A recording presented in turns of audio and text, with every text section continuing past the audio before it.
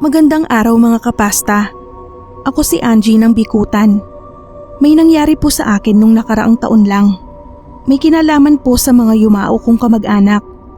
Sobrang kakatuwa at maski ako, hindi rin makapaniwala. Sa pamilya, walang nakakaalam na meron akong third eye. At madalas makakita ng mga multo sa kung saan-saan lang. Sinasarili ko lang po yun, kasi para sa akin, normal lang yun. Alam ko naman na hindi lang ako ang taong nakakakita ng multo. Marami. Kaya ipinagkibit-balikat ko na lang ang kakayahan kong yun. Sa pagkakatanda ko, buwan ng Oktubre nang mangyari sa akin ang pinakamalaking kababalaghan sa buhay ko. Sa lugar na maraming tao. Naglalakad ako sa mall. Naghahanap ako ng maisusuot kong dress para sa event ng church namin. Papasok ako sa department store nang masulyapan ko sa di kalayuan si Auntie Lor. Si Auntie Lor ay 3 taon nang namayapa, kaya kinilabutan ako pagkakita ko sa kanya. Mga kapasta, hindi ko alam kung namamalikmata lang ako, kung nakita ko ba si Auntie Lor sa ibang tao o multo talaga niya yung nakita ko. Ang ginawa ko, sinundan ko. Hinawi ko pa yung mga nasa daraanan ko para lang masundan siya. Pero ang bilis niyang nawala. Habang hinahanap pa rin ng mga mata ko si Auntie Lor, bigla ko namang nakita ang isa pa sa mga yumao kong kamag-anak na si Lolo Teban. Siya ang tatay ni na Mama at Auntie Lor. Naglalakad din ito sa mall na parang karaniwang namimili lang. Hindi ko alam kung mapapaatras ako o susundan ko rin. Mas pinili ko ang una. Nagmamadali akong umalis sa mall na yon. Pero habang pauwi ako sakay ng tricycle, ang nahagip naman ng mga mata ko na naglalakad sa kalye ay ang pinsan kong kamamatay lang na si Shelo. Nilingon ko pa ito habang palayo na ang sinasakyan kong tricycle. Ramdam ko yung pananayo ng mga balahibo ko habang tinititigan ko siya. Matagal na akong nakakakita ng multo, pero noon ko lang talaga naranasan na makita ang mga kamag-anak kong yumao sa loob lamang ng isang araw at isang pagkakataon. Ang lakas ng kaba ko. Hindi ko maintindihan kung matutuwa ako na nakita ko sila o matatakot. Nung makarating ako sa bahay, para akong binuhusan ng malamig na tubig nang datnan kong nag-iiyakan sina Mama at mga kapatid ko. Kasi si Papa, wala na. Nakita na lang daw nila na nakahandusay ito sa banyo namin at wala ng buhay. Doon inatake. Naisip ko kung may kinalaman ang pagpapakita ng mga kamag-anak naming yumao sa pagkamatay ni Papa. Matapos kong umiyak din ay lumabas ako ng bahay. Iniisip ko kung makikita ko sa labas ang multo ni na Auntie Lor, Lolo Teban at Shelo. Kung sila ang sundo ni Papa, malamang nasa paligid lang sila. Pero hindi ko na sila nakita at maski ang kaluluwa ni Papa ay hindi ko rin nakita. Basta ang pangyayaring yun ay itinuturing ko talaga na malaking kababalaghan sa buhay ko. Dahil yun ang una at huling pagkakataon na nakakita ako ng multo ng 3 kamag-anak kasabay ng pagkawala ni Papa.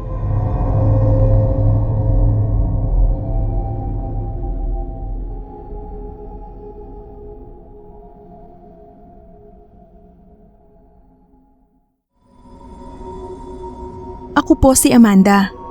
Sana po ay magustuhan nyo ang ibabahagi kong kwento na nangyari sa akin sa airport. May partner ako na nakasama ko sa loob ng 10 taon. Siya si Kael. May plano na sana akong tumigil sa pangingibang bansa noon, tapos magpapakasal na kami. Kung kailan naman planado na ang future namin, ay saka siya na aksidente sa motor at binawi sa akin ni Lord noong taong 2019. Kahit ganun ang nangyari, tuloy pa rin ang buhay ko. Sobrang hirap ng bawat araw at gabing lumipas noon mga kapasta, pero pilit kong kinaya. Siguro yung mga katulad kong nawalan ng kapartner sa buhay ay alam nila kung gaano yun kasakit. Ang hirap alisin sa sistema yung mga bagay na nakagawian nyo. Tulad nung sa tuwing uuwi ako sa Pinas ay walang ibang sumasalubong sa akin kundi si Kael. Nakasanayan ko na ganun, kaya nung unang uwi ko na wala siya, Talagang hinanap ko siya at parang namang sinasadya ng pagkakataon ang nangyaring kababalaghan nun.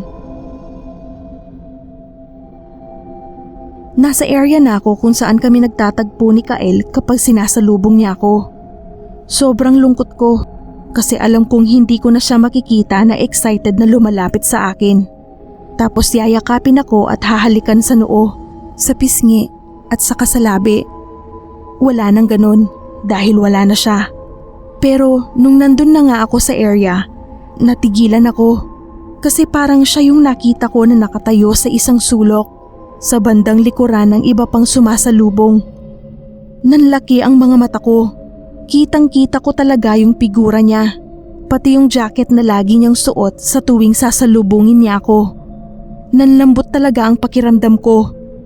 Naghalo-halo ang emosyon ng tuwa, lungkot, pananabik at takot. Saglit kong ipinikit ang mga mata ko kasi alam ko naman na imposibleng siya yun. Pero naisip ko na posible rin namang nagpakita talaga ang multo niya sa akin para iparamdam na nandoon pa rin siya at nakaabang sa pagdating ko.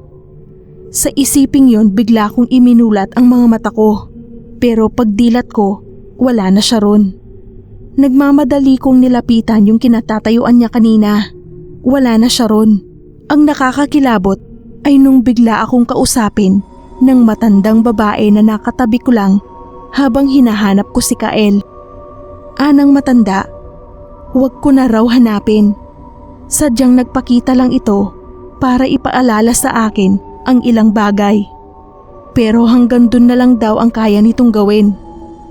Habang sinasabi ng matanda yon ay napatulala ako. Kasi una sa lahat, hindi ko kilala yung matanda. Maaaring hindi rin ito kilala ni Kael. Pero bakit niya alam ang nangyayari sa amin nung mga sandaling yon? Tinapik niya ako sa balikat. Siguro kasi alam niyang naguguluhan ako. Tinanong ko sa kanya kung sino ba siya. Ang tanging sagot niya lang sa akin ay maging masaya raw ako dahil nasa mabuting kalagayan na siya na ang tinutukoy niya ay si Kael. Tapos tumalikod na ang matanda at naglakad palayo. Hindi ko alam mga kapasta kung ilang minuto akong naiwang nakatayo ron, nakatulala at iniisip ang mga pangyayari. Sa ngayon ay nakabalik na ulit ako sa Hong Kong. Hindi ko alam kung titigil pa ako dahil hindi ko na yata kayang tuparin yung plano kong huminto sa pangingibang bansa ngayong wala na akong dahilan para manatili sa Pinas. Pero kahit nandito na ulit ako, ay hindi mawala-wala sa isip ko yung karanasan kong yon. Sana sa susunod na uwi ko ay makita ko ulit si Kael kahit sa ganung pagkakataon lang.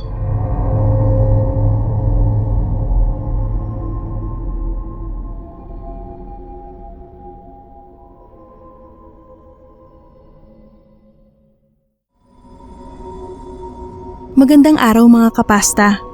Ako si Melody. Kung naniniwala kayo sa aswang, pakinggan niyo itong kwento ko na tunay kong karanasan. Nung high school ako, may naging kaibigan akong tawagin na lang nating Chinita. Bagong lipat lang kami sa lugar at sa eskwelahan. Bukod sa likas na pagiging mahiyain ko, ay nakadagdag pang pagiging mahina ako sa academics. Kaya naging mailap ako sa mga kaklase ko. May isa na laging lumalapit sa akin at nakikipagkaibigan.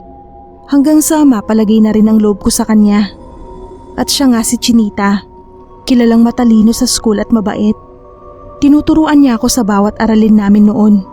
May isang bagay lang akong nalaman tungkol sa kanya at sa pamilya niya. Ang sabi ng mama ko, nabalitaan daw niya na ang pamilya ni Chinita ay may lahing aswang. Hindi naman sa pag-aano mga kapasta. Si mama talaga ay hindi magpapahuli sa mga balita. Pero sabi ko kay mama, huwag makinig sa mga ganon. Dahil nung panahon na yun, hindi pa talaga ako naniniwala sa mga aswang. Para sa akin, likhang isip lang sila. Palibhasa nga ay slow ako kaya madalas din akong mabuli ng mga kaklase namin. Isang araw habang pauwi na ako, hinarang ako ng 2 babae at 4 na lalaki sa gate ng school. Wala nang tao nun kasi na-late talaga ako ng uwi dahil nag-cleaner pa ako at nag-research sa library. Natakot ako sa kanila kasi ang aangas talaga nila.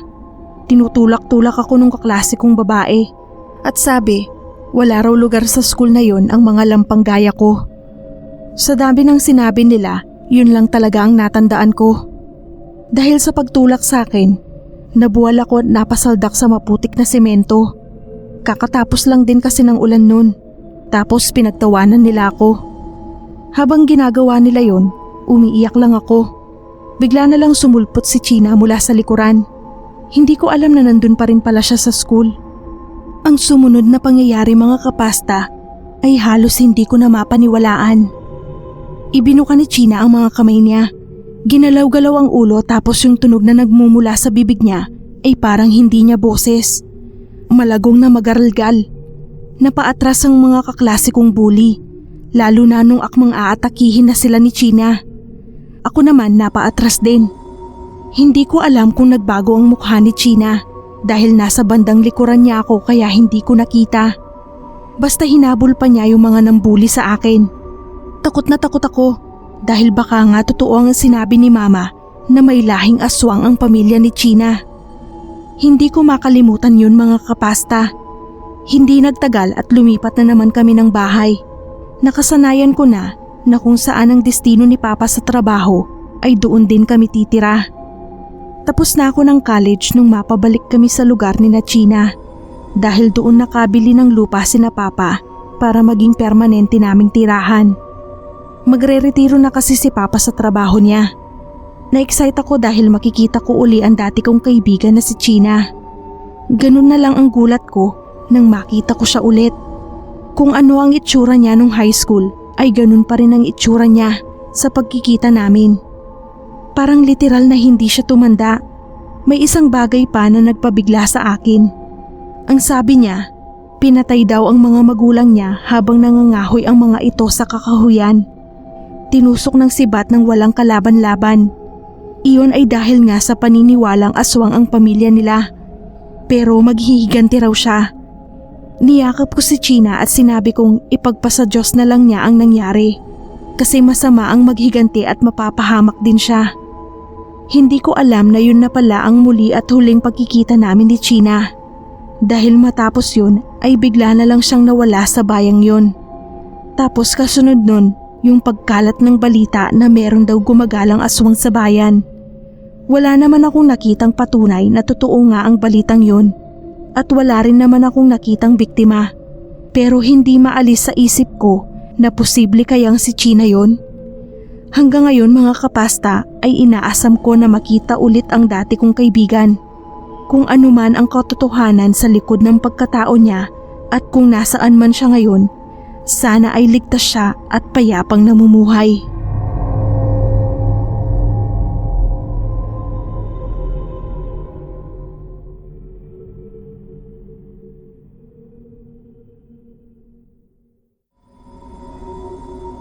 Ako nga pala si Ruby Ann. Tungkol po ito sa lolo ko na si Lolo Juanito. Si Lolo Juanito ay ang tatay ng tatay ko, pero hindi biological. Sa kanya lumaki si tatay at siya ang itinuring na ama. Mahal na mahal namin si Lolo kasi napakabait niya at maasikaso sa aming lahat. Napalayo nga lang ako sa kanila nung makapagtrabaho ako sa call center sa Makati. Sa tuwing uuwi ako ng bahay sa probinsya, lagi kong nadaratnan si Lolo Juanito sa rocking chair niya habang nagbabasa ng dyaryo kasabay ng pagkakape. Minsan naman nakikinig sa radyo. Tapos sasabihin agad sa akin, "O kumain ka na at magpahinga. Tapos kwentuhan mo ko tungkol sa trabaho mo." Ganun lagi kaya kabisadong kabisado ko na. Hanggang dumating yung panahon na sobra akong naging abala sa trabaho kaya hindi na ako nakakauwi sa amin. Kahit yung condo unit na nirerentahan ko, halos tulugan ko na lang dahil parang sa work na nga ako nakatira. Nung sa wakas ay makakuha ako ng leave, inalaan ko talaga yun sa pag-uwi sa amin. Sa isip ko, yun pa rin kaya ang dialogue ni Lolo Juanito pagdating ko. Na-excite ako na makita ko ulit sila nila Papa kasi halos 1 taon din akong hindi nakauwi.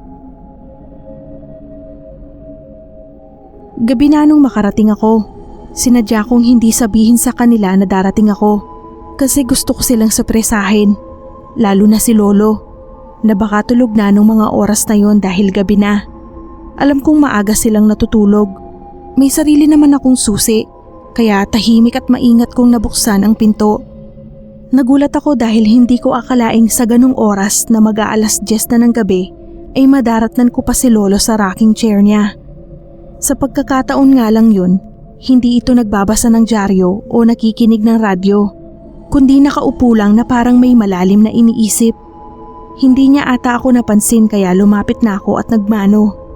Parang hindi siya nagulat nang makita ako. Wala rin yung lagi niyang litanya na kumain na ako at magpahinga tapos kwentuhan ko siya tungkol sa trabaho. Inisip ko na lang na baka may iniinda si Lolo o may problema, kaya hinanap ko na lang sina Papa para sila na lang ang tanungin ko. Pag-check ko sa mga kwarto nila, puro mga nakabukas pero wala sila. Nagtaka na ako. Binalikan ko si Lolo at nahinto ako sa paghakbang palapit sa tumba-tumba niya. Kasi wala na siya ron. Nanlamig agad ang pakiramdam ko, lalo na nung hindi ko siya makita sa lahat ng sulok ng bahay. Tinawagan ko si Papa. Doon na talaga tuluyang gumapang ang kilabot sa katawan ko nang sabihin ni Papa na isinugod nila sa ospital si Lolo dahil hindi makahinga. Nasa ospital pa sila nung mga sandaling yun. Pero si Lolo, katawan na lang nito ang nasa ospital. Dahil ilang minuto bago raw ako tumawag ay namatay na si Lolo Juanito. Hindi ko akalain na ako pala ang masusurpresa sa pag-uwi kong yon. Matapos naming mag-usap sa telepono ay napatitig na lang ako sa upuan ni Lolo at napaiyak. Hindi na pala si Lolo Juanito ang dinatnan ko sa bahay, kundi ang kaluluwa na lang niya.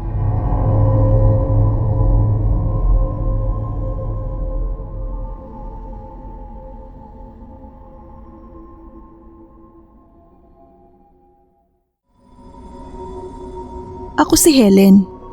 Hapon noon mga kapasta. Habang pauwi ako sa aming probinsya, nagulat ako nang biglang huminto ang sinasakyan kong bus. Napatanaw ako sa bintana dahil nakita ko na medyo nagkakagulo ang mga kasakay ko. Bahagya akong hinawi ang kortina para makita ang nasa labas. Pero agad ko ding isinara dahil isa pala itong aksidente at sa tingin ko, grabe ang lagay ng mga pasahero. Ngunit bago ko tuluyang maisara ang kortina, ay nasulyapan ko ang isang lalaki na alam kong kilalang kilala ko. Si Neil, hindi ako maaaring magkamali. Direkta itong nakatingin sa akin at ang mga mata niya ay hinding-hindi ko makakalimutan. Kalmado ang mukha niya habang nakatayo sa gilid ng mga taong nagkakagulo. Umandar na ang bus na sinasakyan ko at nakita kong nakasunod pa rin ng tanaw si Neil. Bigla akong nagulat sa sigaw ng konduktor. Bababa na pala kami. Medyo nakatulog ako sa haba ng biyahe. Akala ko, totoo lahat ng nakita ko. Pakiramdam ko, lalo akong nanabik na makita yung taong pilit kong kinalimutan sa mahabang panahon. 5 taon mula nang magkahiwalay kami ni Neil. Nasaktan ako ng sobra, kaya pinilit kong lumayo. First time ko ngayong a-attend ng reunion. Namiss ko rin kasi yung mga dating kaibigan at kaklase ko. Masyado akong nagpakaabala sa trabaho, kaya ngayon lang ako makaka-attend. Palapit na ako sa lugar kung saan gaganapin ang reunion namin. Nakaramdam ako ng saya sa puso nang makita ko ang lumang school. Luma na talaga siya, pero halata namang naaalagaan, kaya maraming alaala na biglang nagbalik sa isip ko. Yung panahon na magkasama kami palagi, pagpasok hanggang sa pag-uwi, yung lugar kung saan kami unang nagkakilala, yung lugar na palagi naming tinatambayan, ang park ng school. 3 babae ang masayang sumalubong sa akin, sina China, Ross at Maylin na mga kaibigan ko. Yakap, halik at konting iyakan dahil talagang namiss namin ang isa't isa. Habang nagkukwentuhan kami, napansin ko na may isang taong kanina pa nakatitig sa akin. Para akong kinilig na may kahalong lungkot. Si Neil. Bahagya siyang nakangiti sa akin. Nakatayo siya sa likod ng mga kaibigan niya sa kabilang bahagi ng mesa. Isang kaibigan niya ang kumaway sa akin dahil nakita niya akong nakangiti sa gawin nila. Ilang oras na ang nakalipas, inaasahan ko na lalapitan na niya ako. Pero hindi nangyari ang inaasahan ko. Nakita ko siya na paalis, palayo sa mga kasama niya. Naglakas loob akong sundan siya. Nagtaka ako dahil palabas na siya ng event place. Gusto ko sana siyang tawagin, pero gusto ko sana siya ang gumawa ng first move. Huminto siya medyo malayo sa maingay na pinagdarausan ng reunion. Sa mismong park ng school, kung saan kami malimit magtagpo. Nakatalikod siya at nakakapit sa bahagi ng puno. Unti-unti siyang humarap sa akin. Pero sa pagkakataong yun, hindi ko na maaninag ang mukha niya. Parang sa paningin ko, masyadong madilim. Bahagya na lang ang liwanag na nagmumula sa event place. Hindi ko inaasahan, pero nakaramdam ako ng takot. Matinding takot. Muntik na akong mapasigaw nang maramdaman ko ang marahang pagtapik sa balikat ko. Si Joey, kaibigan ni Neil. Isa sa mga kasama niya sa mesa habang nagkakainan at inuman kanina. Tinatanong niya ako kung anong ginagawa ko sa lugar na yon. Nilingon ko si Neil para ituro sa kanya dahil pakiramdam ko natuyuan ako ng laway at wala nang anumang salita nung lumalabas sa akin. Lalo pat nawala na rin sa paningin ko si Neil. Naramdaman ko na lang ang sobrang kaba at takot habang nakikinig sa kwento ng mga dati kong kaibigan. Mahigit 2 linggo na raw ang nakalipas mula nang maaksidente si Neil sa lugar kung saan ko siya napanaginipan habang ako ay nasa biyahe. Masyadong malala ang naging pinsala niya. Katulad ko ay pauwi na rin sana siya noon sa probinsya para makadalo sa reunion. Hindi ko inaasahan na mas masakit pa pala ang pagkikita namin ngayon kaysa sa paghihiwalay namin noon. Napausal na lang ako ng kaunting panalangin para sa ikatatahimik ng kanyang kaluluwa. Pinapatawad na kita at malaya ka na. Ganun din ako. Ang mga katagang huli kong nasambit kasabay ng muli kong pagsulyap sa lugar na kinatatayuan niya kanina nung huli ko siyang masulyapan sa dati naming tagpuan.